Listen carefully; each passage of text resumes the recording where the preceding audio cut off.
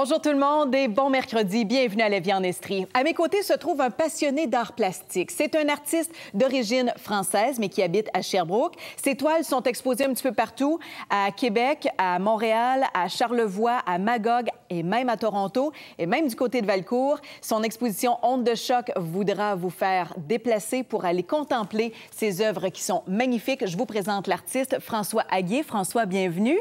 Merci. François, vous n'étiez pas prédestiné à devenir un artiste en art visuel parce que vous êtes infographe de formation, mais un grand passionné d'art plastique. Oui, tout à fait. Oui, ça fait 20 ans que je suis graphiste à mon compte. Mais de par les connexions que j'ai eues avec mes clients, j'ai rencontré beaucoup de galléristes, beaucoup d'artistes.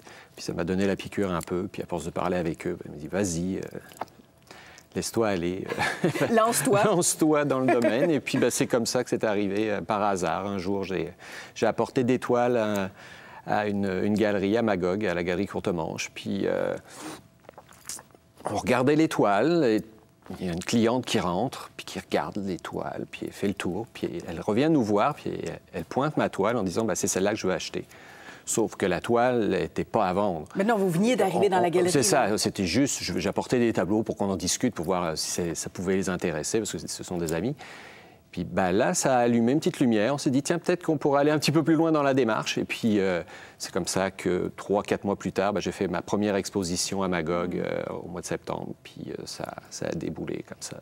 Parce que votre première toile, vous l'avez vendue il y a 5 ans.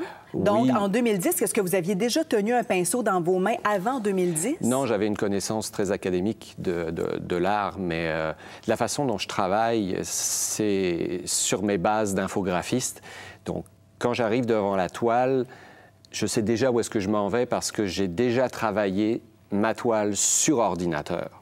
Okay. Elle est déjà pratiquement faite, fantasmée, on va dire, à 90%. Donc, je travaille sur ordinateur avec une tablette ou une souris, et là, j'arrive à mélanger des formes, des impressions pour qu'au final, si ça me plaît, là, je m'en vais devant ma toile et j'essaye de réaliser ce que j'ai fait sur ordinateur. Donc, c'est sûr que c'est un va-et-vient entre la toile et l'ordinateur. Tu pars de l'ordinateur, tu peins, tu prends en photo ce que tu as fait, tu n'es pas content, c'est pas grave, tu retournes sur l'ordinateur avec ta nouvelle maquette et tu retouches. Puis c'est un va-et-vient comme ça pour arriver...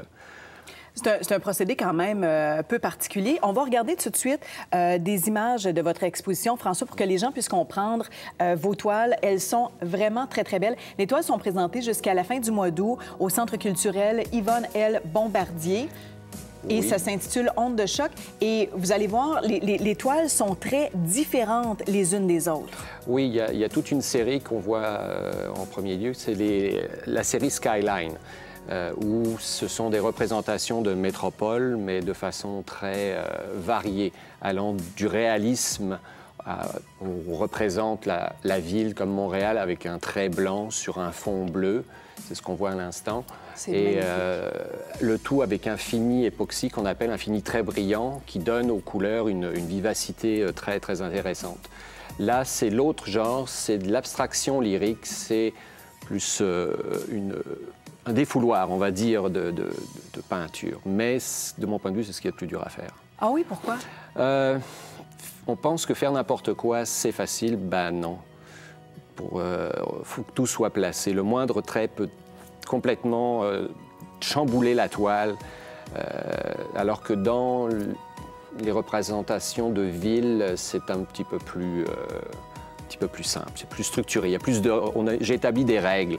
Je les transgresse de temps en temps, je fais évoluer mes toiles de toile en toile, mais l'abstraction lyrique, c'est à chaque nouvelle toile, on va ailleurs et on essaye de s'en sortir pour que ça soit à notre goût, et c'est pas toujours évident.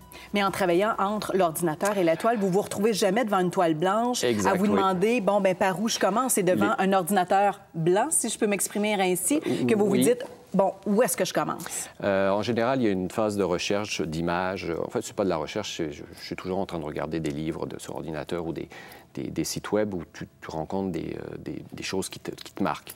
Donc, il faut rester ouvert à tout, et ça, je tiens ça de de Salvador Dali, de sa méthode de paranoïa critique qu'il appelait, c'est-à-dire de rester tout le temps ouvert aux choses qui nous entourent. Quand on croise 3 fois quelque chose dans une journée, c'est qu'il y a peut-être un message que quelqu'un nous envoie qu'on devrait fouiller un peu dans cette voie-là. Donc, c'est comme ça que je travaille et que je reste ouvert pour pouvoir avoir une création assez variée. Mais c'est vraiment très, très beau et le résultat est magnifique. Vos toiles sont vraiment très, très belles. On dirait qu'il y a plusieurs artistes qui sommeillent en vous. Oui, c'est vrai. François, on retrouve vos toiles qui sont accrochées au Centre culturel Yvonne L. Bombardier de Valcourt jusqu'au 23 août. Oui. Donc, on pourra aller visiter ça avec grand plaisir. Merci beaucoup et bonne chance pour la suite. Merci. Et au retour de la pause, nous allons recevoir une autre